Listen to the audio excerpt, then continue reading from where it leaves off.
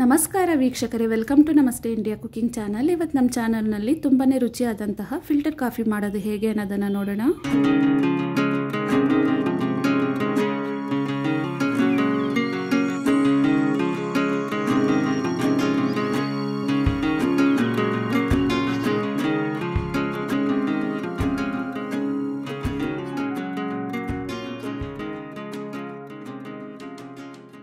ಮೊದಲಿಗೆ ಸ್ಟವ್ನಲ್ಲಿ ನೀರನ್ನು ಕುದಿಯಕ್ಕೆ ಇಡ್ತಾ ಇದ್ದೀನಿ. ಈ ಫಿಲ್ಟರ್ ಕಾಫಿ ಮಾಡೋದಕ್ಕೆ ಕೋತಾಸ್ ಕಾಫಿ ಪೌಡರನ್ನು ಯೂಸ್ ಮಾಡ್ತಾ ಇದ್ದೀನಿ. ಹೋಟೆಲ್ ಸ್ಟೈಲ್ನಲ್ಲಿ ಫಿಲ್ಟರ್ ಕಾಫಿ ಬರೋದಕ್ಕೆ ನಾನು ಯಾವಾಗಲೂ ಕೋತಾಸ್ ಕಾಫಿ ಪೌಡರನ್ನು ಬಳಸ್ತೀನಿ.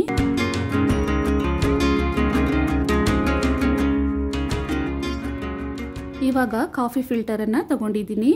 ಇದರಲ್ಲಿ 2 ಭಾಗಗಳಿರುತ್ತೆ. ಮೇಲ್ಗಡೆ ಇರೋ ಭಾಗದಲ್ಲಿ ಕಾಫಿ ಪುಡಿಯನ್ನು ಹಾಕಬೇಕು.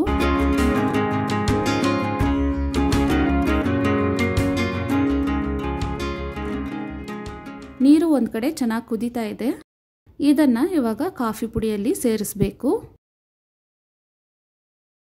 ಕಾಫಿ ಪುಡಿ ಮುಳುಗುವಷ್ಟು ನೀರನ್ನು ಹಾಕ್ತಾ ಇದ್ದೀನಿ. ಇದಾದಮೇಲೆ ಮುಚ್ಚಳವನ್ನು ಹಾಕಿ 10 ರಿಂದ 15 ನಿಮಿಷವರೆಗೂ ಹಾಗೆ ಬಿಡಬೇಕು. ಸ್ವಲ್ಪ ಹೊತ್ತಾದಮೇಲೆ ಕಾಫಿ ಪುಡಿ ಮತ್ತು ನೀರು ಫಿಲ್ಟರ್ ಆಗಿ ಫಿಲ್ಟರ್ನ ಕೆಳಭಾಗದಲ್ಲಿ ಡಿಕಾಕ್ಷನ್ ಸೇರಿರುತ್ತೆ.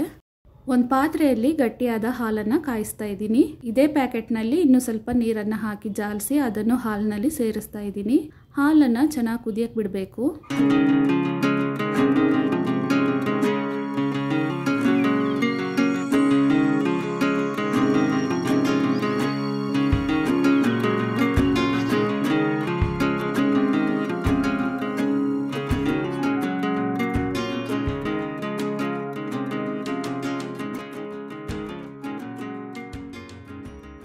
ಹಾಲು ಇವಾಗ ಚೆನ್ನಾಗಿ ಕುದೀತಾ ಇದೆ. ಸ್ಟವನ್ನು ಸಿಮ್ಮಲ್ಲಿಟ್ಟು ಡಿಕಾಕ್ಷನ್ ತಯಾರಾಗಿದೆ ಅಂತ ನೋಡ್ತಾ ಇದ್ದೀನಿ. ಕಾಫಿ ಡಿಕಾಕ್ಷನ್ ಚೆನ್ನಾಗಿ ಇಳಿದಿದೆ. ಸ್ಪೂನಲ್ಲಿ ಇನ್ನೂ ಸ್ವಲ್ಪ ಪ್ರೆಸ್ ಮಾಡ್ತಾ ಇದ್ದೀನಿ.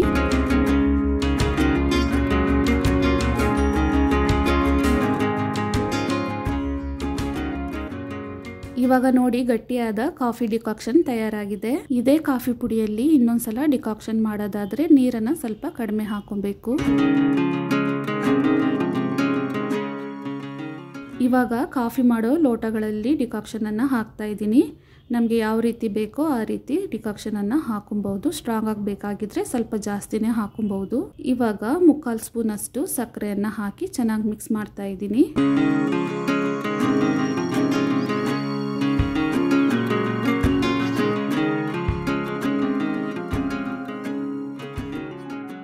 ಚೆನ್ನಾಗಿ ಕಾದಿರುವ ಹಾಲನ್ನು ಒಂದು ಟೀ ಫಿಲ್ಟರ್ನ ಮೂಲಕ ಕೆನೆ ಇಲ್ಲದೆ ರೀತಿ ಸೋರಿಸ್ಕೊಳ್ತಾ ಇದ್ದೀನಿ. ಇವಾಗ ಡಿಕಾಕ್ಷನ್ಗೆ ತಕ್ಕಷ್ಟು ಹಾಲನ್ನು ಹಾಕಿ ಚೆನ್ನಾಗಿ ಮಿಕ್ಸ್ ಮಾಡ್ಕೊಬೇಕು.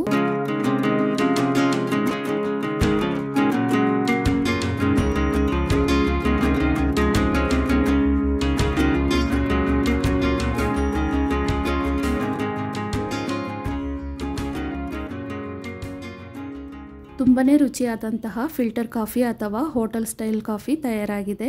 ವೀಕ್ಷಕರೇ, ಈ ವಿಡಿಯೋ ನಿಮಗೆ ಇಷ್ಟ ಆಗಿದ್ದರೆ ನಮ್ಮ ಚಾನಲನ್ನು ಲೈಕ್ ಮಾಡಿ, ಸಬ್ಸ್ಕ್ರೈಬ್ ಮಾಡೋದನ್ನು ಮರೆಯಬೇಡಿ. ಧನ್ಯವಾದಗಳು.